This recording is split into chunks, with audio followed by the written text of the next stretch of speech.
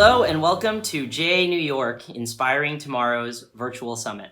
My name is Cruz, and I will be moderating the launch lessons, The Entrepreneur's Journey in 2020 and Beyond, a panel presented by US Bank and Paul Weiss, Rifkind, Wharton, and Garrison.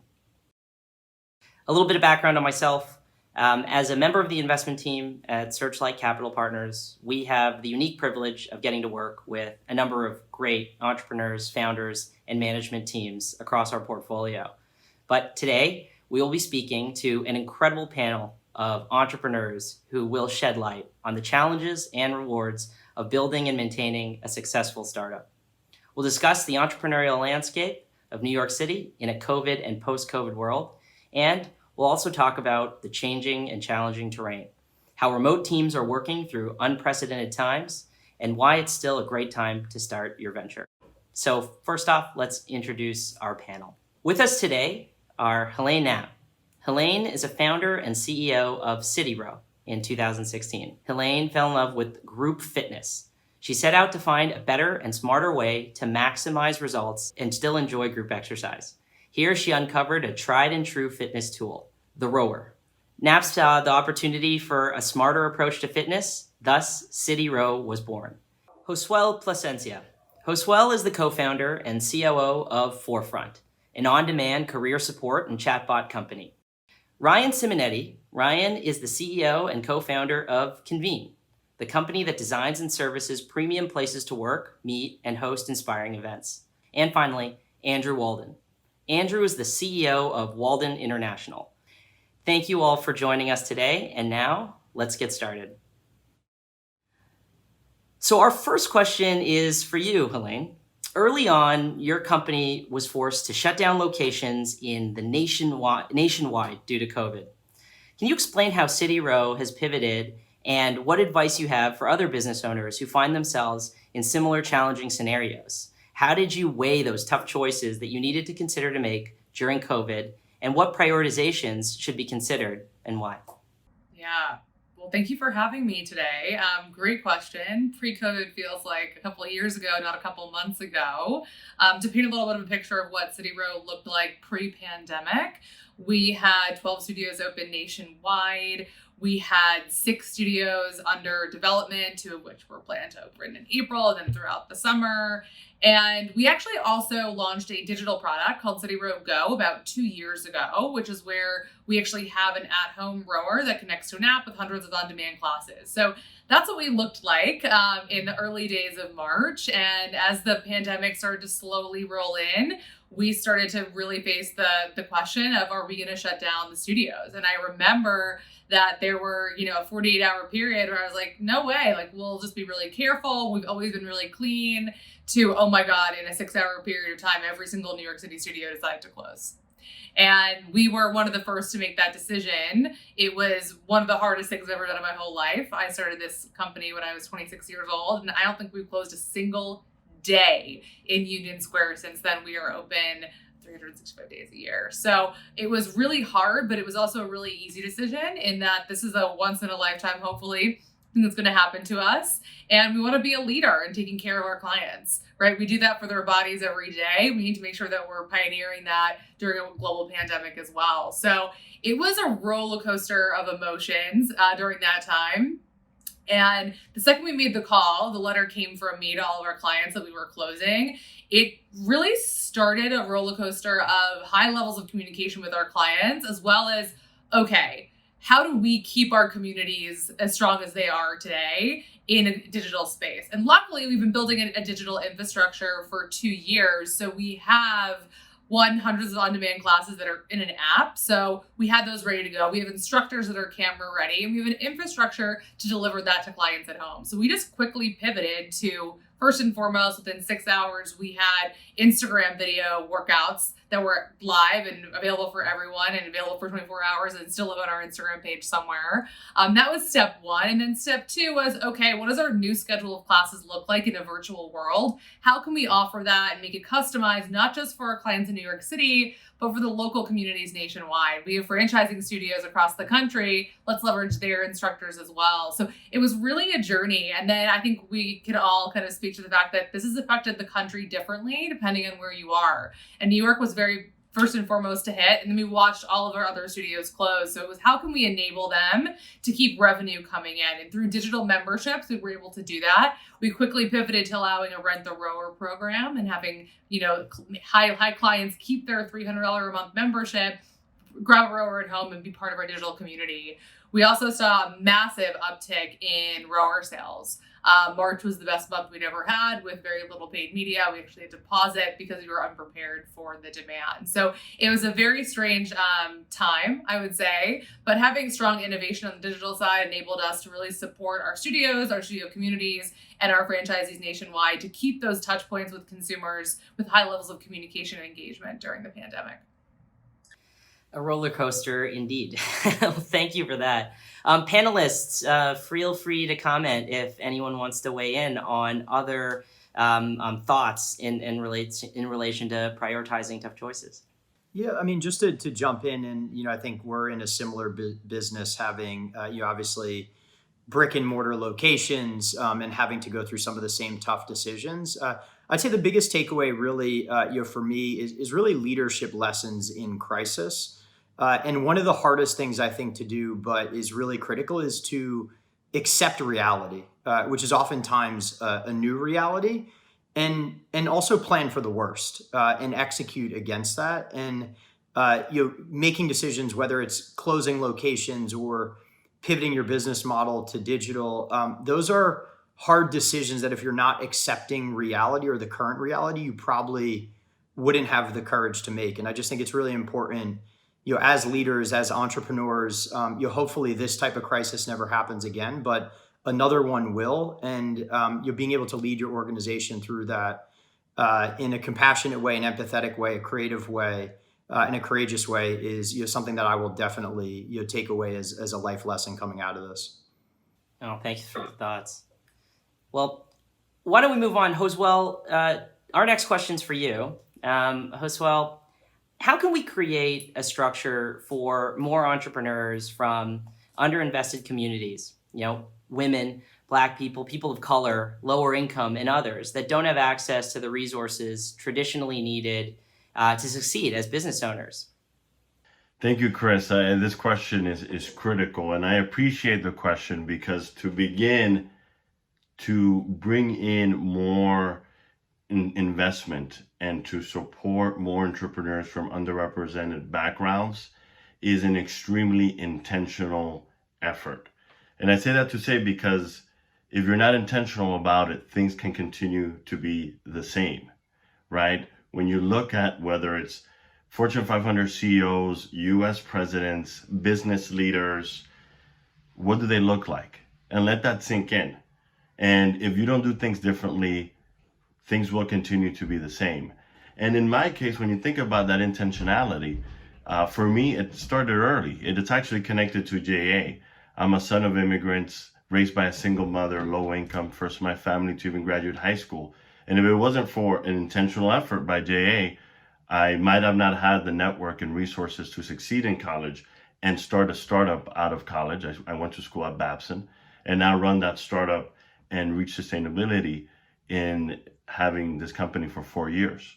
When it comes specifically to what are the intentional efforts that we can do as a community, business community, education community to support more investment and support underrepresented entrepreneurs, I like to think about us dividing our decision making into 3 categories. What are our preferences? What are traditions?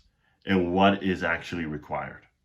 So if you have an entrepreneur that is pitching you an idea and that entrepreneur lacks, perhaps only has a few years of experience in that sector, maybe that entrepreneur has an accent. You sit down and you review their business model and you think to yourself, what are the things in this entrepreneur that are preferences? Perhaps I might want an entrepreneur that doesn't have an accent. What are traditions? Traditionally, we have not brought in a woman entrepreneur. Traditionally, we have not brought in someone who has a family. Traditionally, we have not brought in first-time entrepreneurs. And then lastly, what is actually the requirements for the job or for the opportunity? And when we think about requirements, I think we know what those are. We need entrepreneurs that have grit, that have hustle, that work hard, that have passion, that are coachable. And there you see that I didn't say anything about gender, accents, years of experience, hair color, hair texture, size, or weight. So those are the hard questions that we need to ask ourselves. And it's very tough because it's so easy to go into automatic mode. So I'll start where I ended. Let's be intentional. And that's how we can reach and support more entrepreneurs from underrepresented backgrounds. Thank you, Josuel. Thank you, Chris. Ryan, what does New York State and the federal government need to do to support businesses like yours as we continue forward during and after this health crisis? What incentives or policies do you think we need? And will the environment for entrepreneurship and startups in New York change relative to other parts of the country as a result of the economic impact of the pandemic? Look, it's an amazing question, and one that we've obviously given a lot of thought to. Being in kind of the hospitality industry, being in the meetings and events industry, which is the largest part of our revenue as a company. We've been ground zero for this pandemic since the beginning, and have spent a lot of time lobbying and advocating for support, not just for companies within our industry, but all of the small businesses in particular that have been so impacted by this crisis. In particular, those in retail, hospitality, restaurant, travel, and services. I'd say the first thing that we need to do, and hopefully now that we've got some clarity on the election, is getting a second round of stimulus passed. There were some really good things that had come out of some of the early stimulus. Main Street lending program and some other programs that were really effective in giving especially small businesses the time that they need to continue to finance their businesses while we all wait. There's certain businesses like ours that are going to be very dependent on vaccine, are going to be very dependent on much more broad testing protocols. And it's going to be a waiting game. It's not a question of if, it's a question of when. And we're going to continue to need to lean on both the state and federal government to provide the access to the financing so that especially these smaller companies have the liquidity ultimately to survive. And then the second piece is we've had to make a lot of tough decisions as a company. I mean, some that you never ever dream about having to make as a founder and CEO, having to lay off and furlough lots of people. And there's a lot of help that those individuals need as well. So it's not just about the company. It's also about supporting the millions and millions of Americans that are now out of work because of this. A lot of those employees of companies like ours. And hopefully, as I said, now that we have some clarity on the election, hopefully both sides can come together in a nonpartisan way and put in place the meaningful legislation and the dollars that these businesses and those impacted are going to need to get through the next 6, 9, 12 months until we get back to some hopefully true sense of normalcy late next year. Yeah, I have to echo what Ryan said.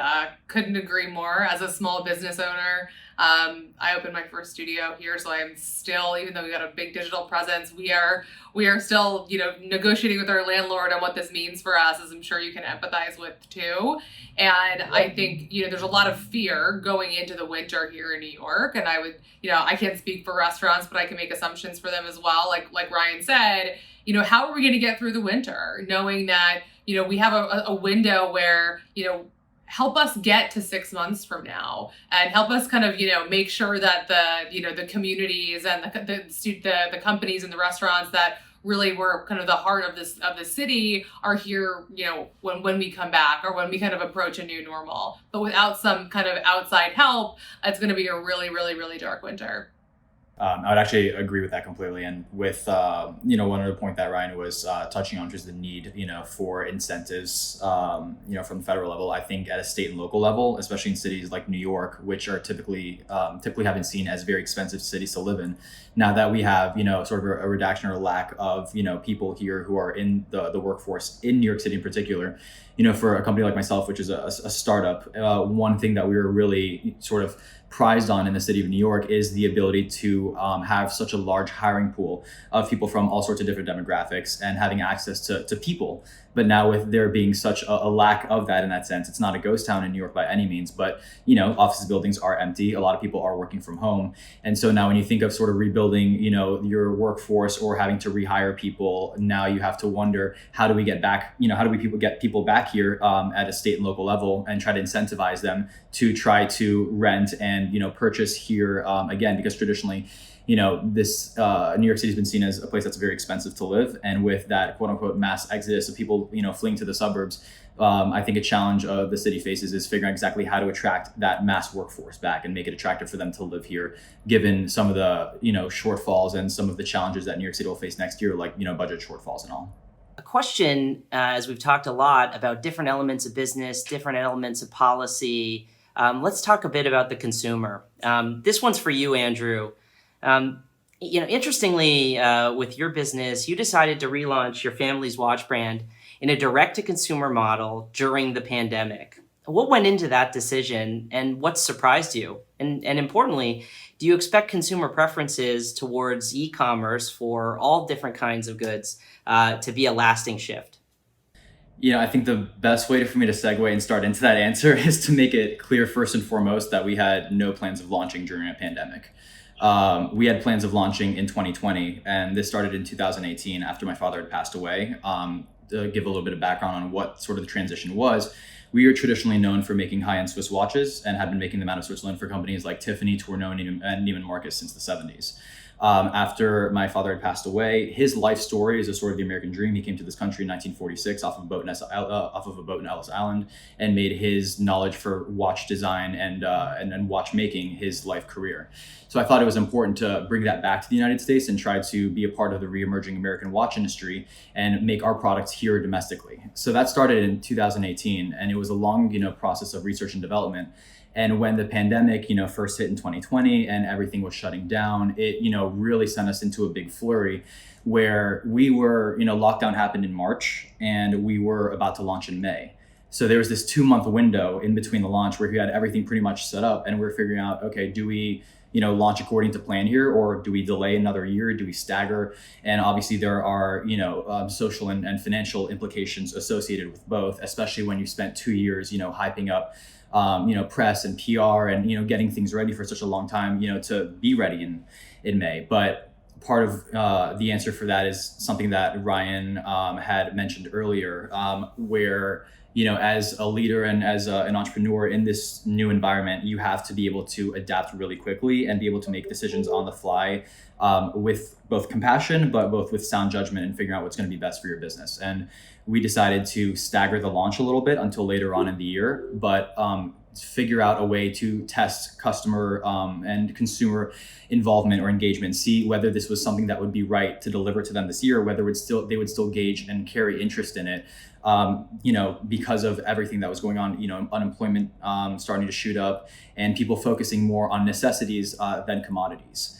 So we've had to pretty much just readapt on the fly and manage to relaunch this year. And we're now 2 months post-launch and have seen we're very, very pleased with where we are at this stage, given everything that's going on. I think one of the biggest things that surprised me is the resiliency of the modern consumer. There was a lot of hysteria initially, crazy, buying trends, people, stocking up on toilet paper and buying out entire grocery stores, and just so focused and so scared about that lack of access to physical, which is going into the store, being able to buy your products and get everything that you're, used to buying in person, relying on that experience. Now we've seen this, huge transition to digital in less than a year. And this transition to digital has been happening for, a long time now.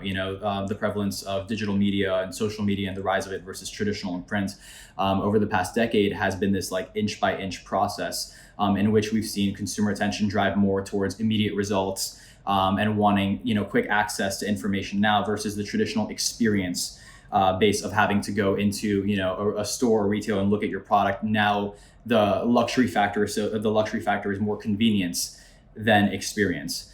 this has really propelled that forward, and we've seen companies that have basically had to either adapt or die in this time frame to retrain people for jobs or add on to their digital department.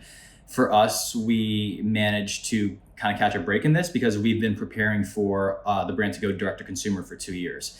So the digital snapback for us was a pretty fast process and one that we were prepared for. And now we're basically focusing on how we can revamp our entire customer experience process and figure out how we can deliver that experience of, when somebody typically comes into a store and takes a look at the watch and gets that feel and that, that experience that they long for, how can we get that packaged and delivered to them and then market that and project that digitally? In terms of growth opportunities for the market, I think it's this trend has been growing for the past 10 years. Everything's been digital. We've seen companies like Amazon, Whole Foods, everything just, where people are buying online. This has definitely exacerbated that and has pushed it farther along. And I don't see the trend growing anywhere and see it getting stronger actually in the next couple of years. I think digital is going to continue to, ride its wave for the next 5 or 10 years or so and be a big game changer in how we buy everything and how we experience everything, more so now with COVID, because the focus is hands off versus hands on. Thank you, Andrew.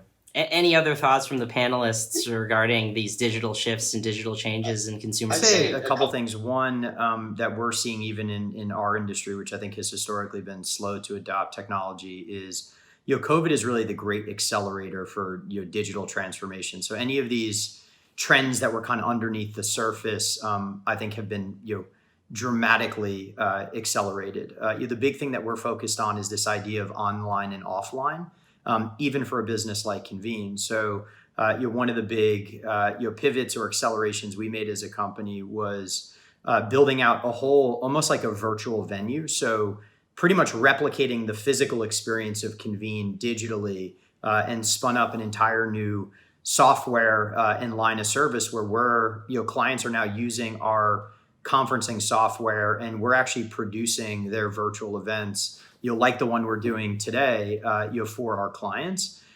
That's something that was probably 4 or 5 years away for our industry. And now the entire future of our industry is going to be hybrid, where I do not see a physical meeting happening in the future where there's not a simultaneous virtual conference or virtual audience participating at the same time. So I think this whole online, offline, and digitalization of really every industry is going to continue to accelerate dramatically and creates a ton of opportunity for entrepreneurs out there. There's so many problems to solve, so many new business models, so much technology that can be brought even into industries like real estate.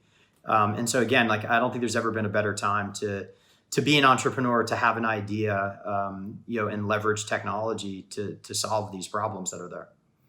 Completely agree with that. I think it forced people that weren't on the digital train to get on the train and to get on really quickly. So we welcomed in, I think, a lot of people, and I can just kind of speak from a digital fitness perspective. I think, the numbers show that there was about 7% household penetration of people that were working out at home pre-pandemic, and that doubled during the pandemic. And people just didn't have a choice, right? There wasn't an option to go in studio. So it's really exciting, I think, for all elements of digital consumption that everyone has to do it. There is no alternative. So what that means for the addressable market and a lot of these businesses that are able to pivot and think quickly. I do think that, and Ryan, very curious to hear your perspective on this. There will obviously be in-person events again, but we'll question what we go to in person and what we don't. And I think I'm going to say no a lot more to those in-person events unless they're kind of at that top tier and premium level, because I've seen, witnessed things that I didn't think that could be done digitally now can be done digitally. And those in-person events, I'm going to really cherish and prioritize and figure out what are the things that really I want to do in person. And from a fitness perspective, we know people want to do it because that's a richer experience. But to see how that really shakes out across industries, I'm excited to watch it and be a part of it. We're all going to have to up our game in the brick and mortar business, right? Whether it's a fitness studio, I'm sure even you guys are thinking, what do we need to do in that next generation of physical experience? And the same is for us. I mean, we've been talking a lot as a company, to your point, if people are going to really pick and choose the physical experiences that they go to. What do we need to do that we weren't doing pre-COVID to make sure that that is a magical experience and people actually want to come back into our physical environments again? What I'll add to this is it's correlated and connected to how digital technologies have really the need for digital technologies has been accelerated. Another need that has been accelerated with the pandemic is we see the pandemic hit. We see that government is not always fast to respond, right? And we see real social challenges on the ground. And we also see businesses, and we see this in the last 5, 10, 15, 20 years, becoming a larger influence in everyday society. And just at the end of last year, the American Business Roundtable said corporations should also prioritize social impact. So I'd say that all these trends are really converging to really, I hope, enter a new era of businesses really becoming more and more about social impact. And I say that to say that we've heard the word social impact thrown a lot around. We've heard a lot about social entrepreneurship thrown a lot around. But in my view, this is just my humble opinion, a lot of it has been marketing. A lot of it has been branding. A lot of it is how can we make our mission statement look good? How can we now as business leaders enter a new era where we're going to be transparent around where we're investing our community dollars, who's receiving them, and what is their impact? And when we have that, we can actually match the trends. If we're going to have a larger influence in the community as businesses and business leaders, we should also step up and tackle some of these inequalities and social challenges that we've faced that have been exacerbated and laid bare with the COVID-19 pandemic. And talk is not going to be good enough anymore. And I think I agree with you.